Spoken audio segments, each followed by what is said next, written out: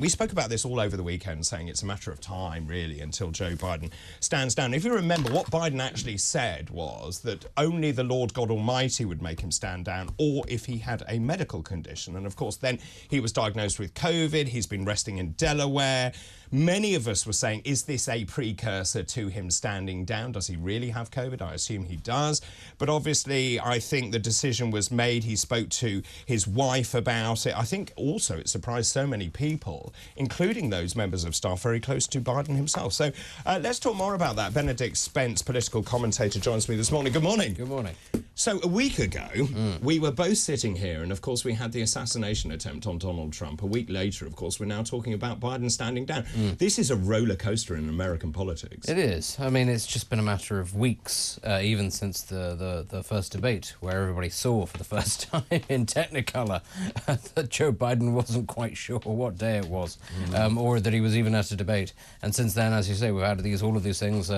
Obviously, we've had the assassination attempt, we've had the announcement of J.D. Vance as the running mate, and now, who are they running against? Well, nobody's quite sure. It looks like it's going to be Kamala Harris, but don't necessarily say that it's going to be Kamala Harris. I thought it was very notable that Barack Obama didn't endorse Kamala Harris, even though the Clintons were straight out of the block to do it in what was clearly a coordinated manoeuvre.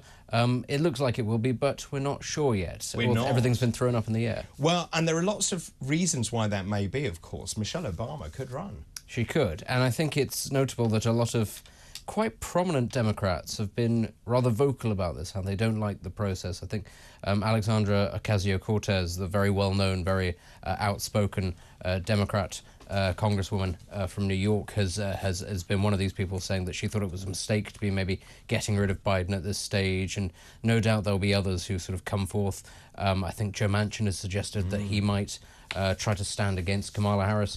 Lol. It's one of it's one of those things, isn't it? Where the problem is, as much as there is now a coordinated effort from lots of Democrat mouthpieces and media organizations to say she's got this great track record on crime, she's wonderful, she'll do much better in the debates against Trump. Most people are looking at it and going, come on. Yeah. Like, this is not the person that's going to beat Donald Trump unless some absolutely unexpected set of circumstances happens, which, given what's happened in the last couple of weeks, could happen, I suppose. Well, it could, and actually, just on a human level, I think it's incredibly sad for Biden because, at the end of the day, he's a man, he has a family. He said in this written statement yesterday, it was the greatest honour to serve, but his withdrawal was in the best interest of my party and my country. As you say, Kamala Harris said she was honoured to be endorsed, adding she would earn to win this nomination and unite the country against Trump. She said we only have 107 days to go until Election Day. So together we need to fight, together we will win.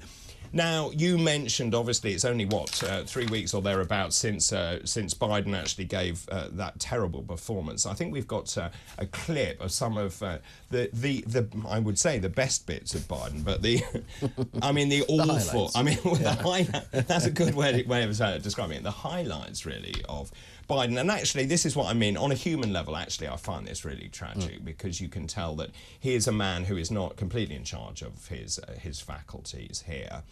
He gets confused.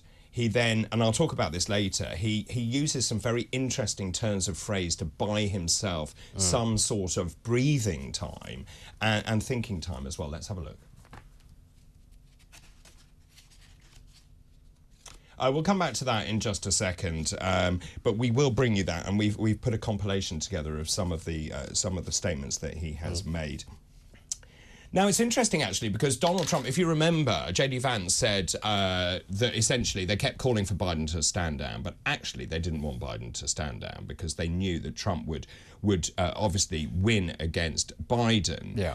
And now, in many ways, actually, they've got their wish, but I'm not sure it's the wish they want. I mean, we don't know what it's going to be like now with Kamala Harris. But if it's anything like when she tried to stand to be the candidate first time round, it won't be very good. She's not very good, actually, at debating. She doesn't come across as particularly likeable. She is a Washington insider, sort of through and through.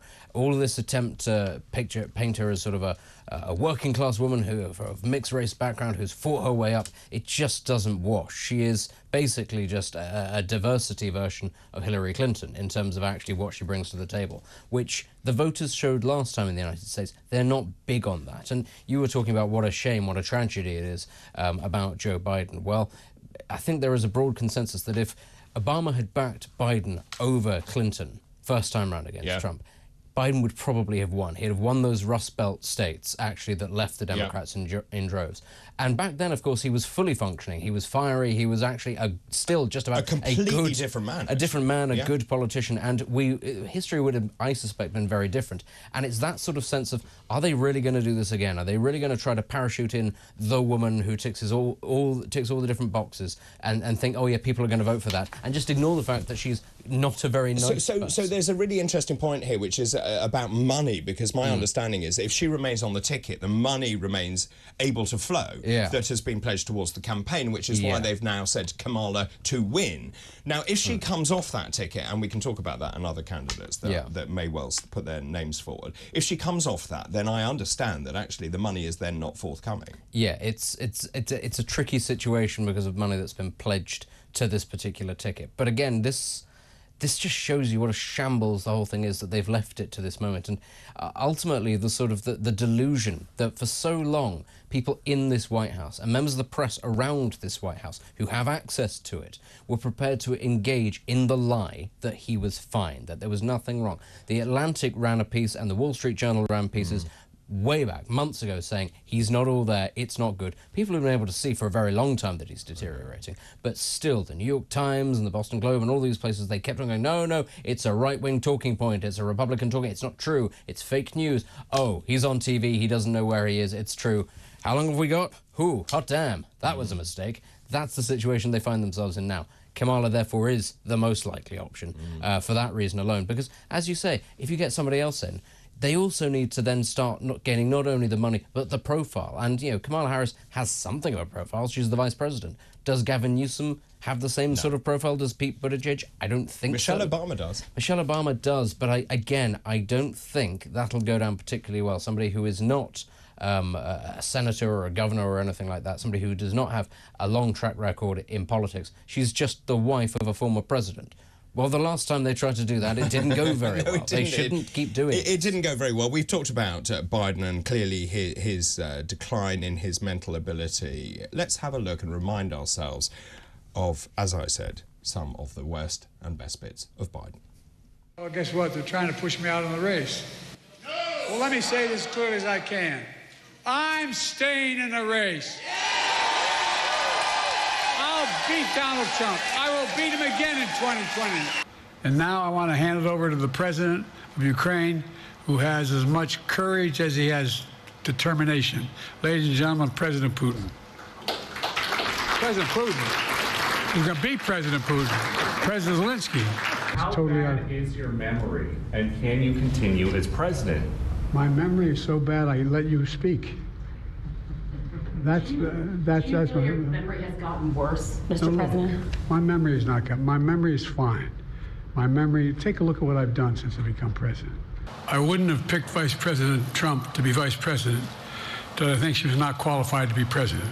So let's start there. The consideration is that I think I'm the most qualified person to run for president. You could say even this harder than getting a ticket to the Renaissance tour or Britney's tour. She's down in, it's kind of warm in Brazil right now. It's really sad to watch, actually. It's really sad. As a medic, I find that really difficult to watch as well. And of course, and we talked about this yesterday, actually, there are some key signs. We'll talk more about this later on. The use of the word anyway, for example. He uses the word look as well to buy time for himself. He also exhibits some other stuff. He suddenly shouts and gets overly aggressive again. You've heard the mumbling as well. So all of these signs. What's interesting about this as well, Trump is now saying he needs to leave the White House. Now, he is saying, I'm staying in the White House until my term is up.